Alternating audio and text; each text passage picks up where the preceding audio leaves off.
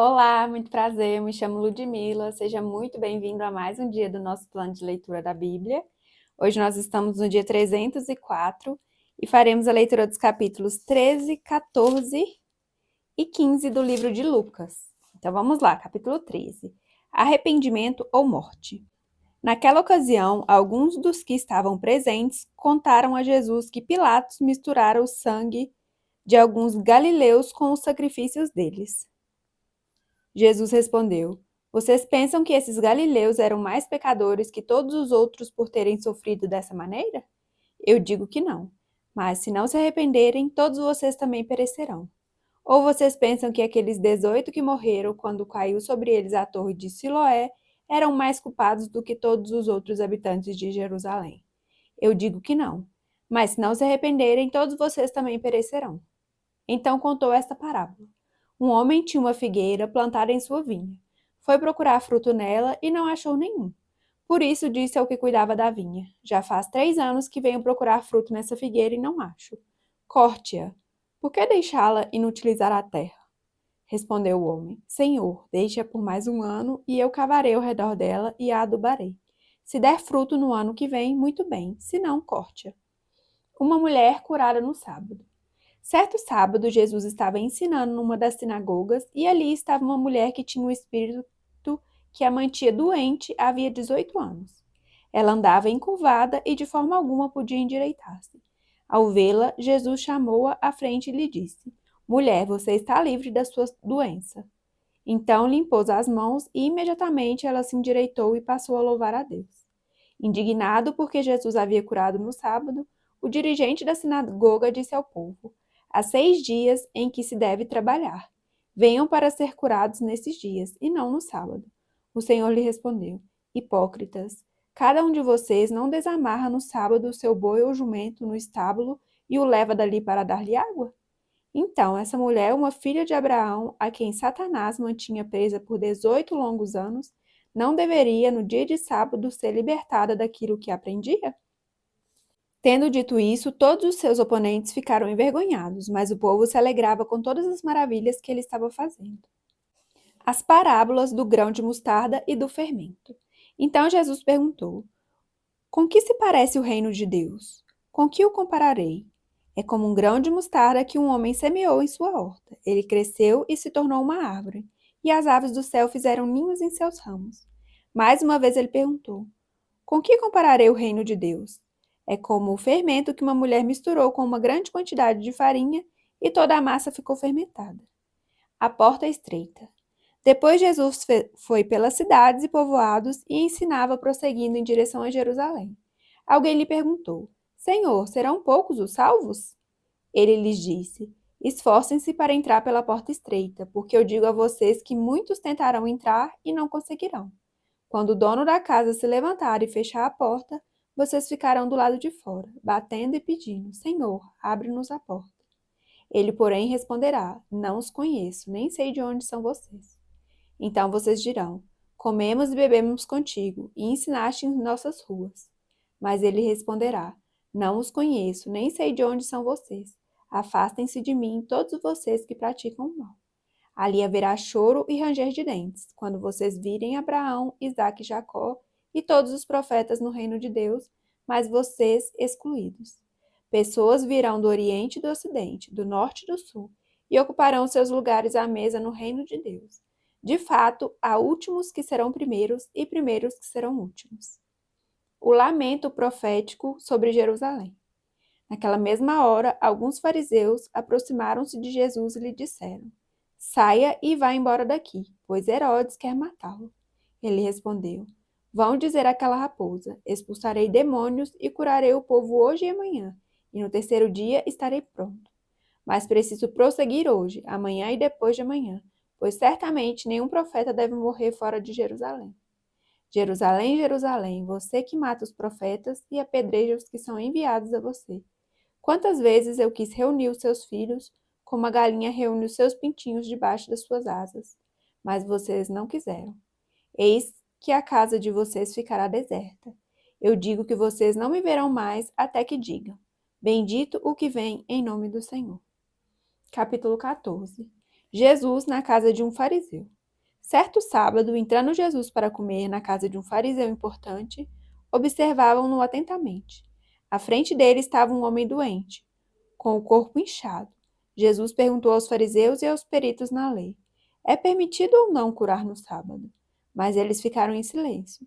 Assim, tomando o homem pela mão, Jesus o curou e o mandou embora. Então ele lhes perguntou: se um de vocês tiver um filho ou um boi, e este cair num poço no dia de sábado, não irá tirá-lo imediatamente? E eles nada puderam responder. Quando notou como os convidados escolhiam os lugares de honra à mesa, Jesus lhes contou esta parábola. Quando alguém o convidar para um banquete de casamento, não ocupe o lugar de honra, pois pode ser que tenha sido convidado alguém de maior honra do que você.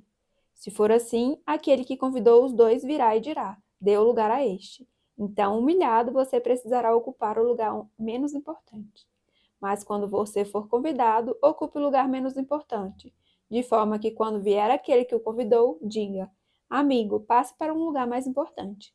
Então você será honrado na presença de todos os convidados, pois todo o que se exalta será humilhado, e o que se humilha será exaltado. Então Jesus disse ao que tinha convidado: quando você der um banquete ou jantar, não convide seus amigos, irmãos ou parentes, nem seus vizinhos ricos. Se o fizer, eles poderão também, por sua vez, convidá-lo, e assim você será recompensado.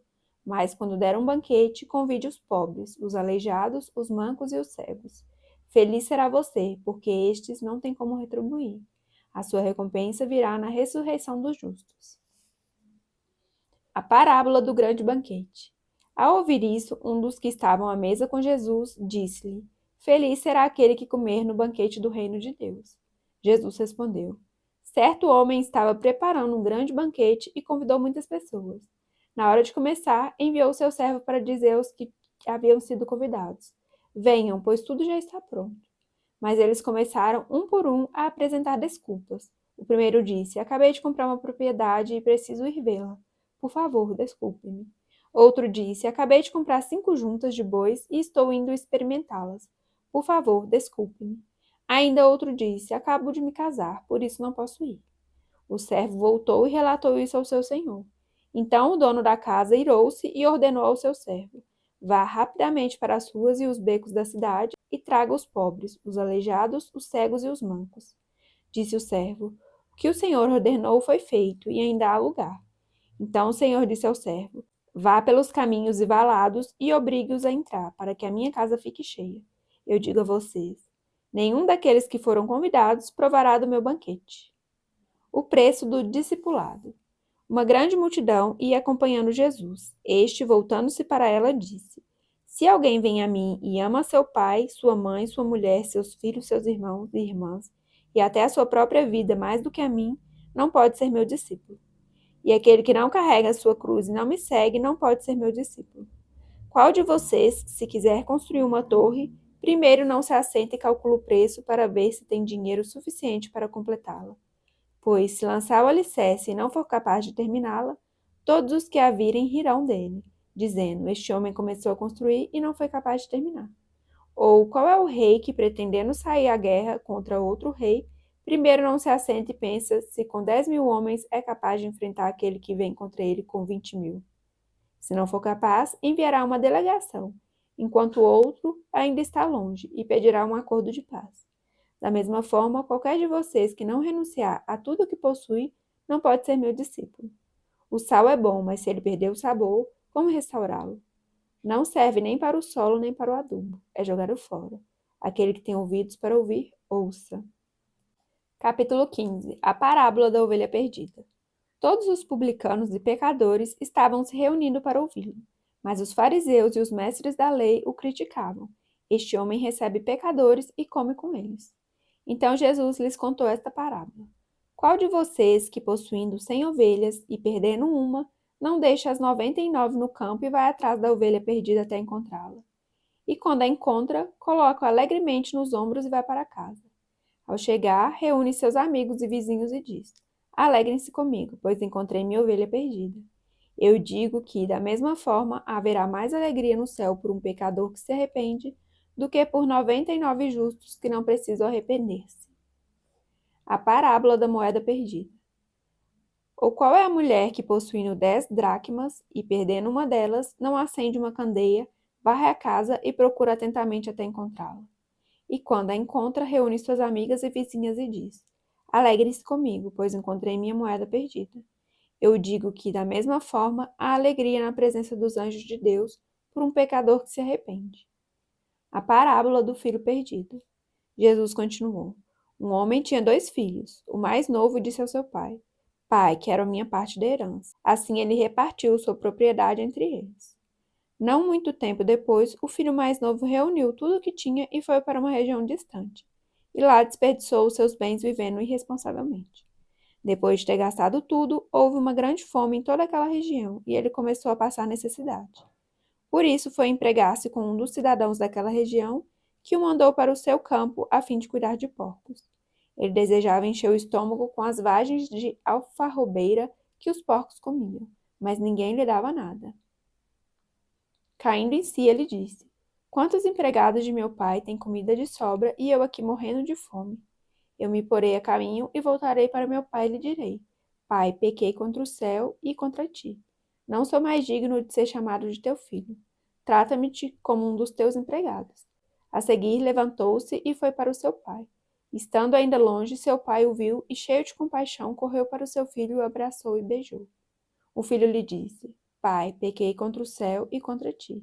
Não sou mais digno de ser chamado teu filho. Mas o pai disse aos seus servos: Depressa, tragam a melhor roupa e vistam nele. Coloquem um anel em seu dedo e calçados em seus pés. Tragam um novilho gordo e matem-no. Vamos fazer uma festa e alegrar-nos, pois este meu filho estava morto e voltou à vida, estava perdido e foi achado. E começaram a festejar o seu regresso. Enquanto isso, o filho mais velho estava no campo. Quando se aproximou da casa, ouviu a música e a dança. Então chamou um dos servos e perguntou-lhe o que estava acontecendo. Este lhe respondeu: Seu irmão voltou e seu pai matou o novilho gordo porque o recebeu de volta são e salvo. O filho mais velho encheu-se de ira e não quis entrar. Então seu pai saiu e insistiu com ele. Mas ele respondeu ao seu pai: Olha, todos esses anos tenho trabalhado como um escravo ao teu serviço e nunca desobedeci às tuas ordens. Mas tu nunca me deste nem um cabrito para eu festejar com meus amigos. Mas quando volta para casa esse teu filho, que esbanjou os teus bens com as prostitutas, matas um novilho gordo para ele. Disse o pai: Meu filho, você está sempre comigo e tudo o que tenho é seu. Mas nós tínhamos que celebrar a volta deste seu irmão e alegrar-nos, porque ele estava morto e voltou à vida. Estava perdido e foi achado. Finalizamos então a leitura do dia. Muito obrigada pela sua companhia. Fique com Deus e até amanhã. Tchau, tchau.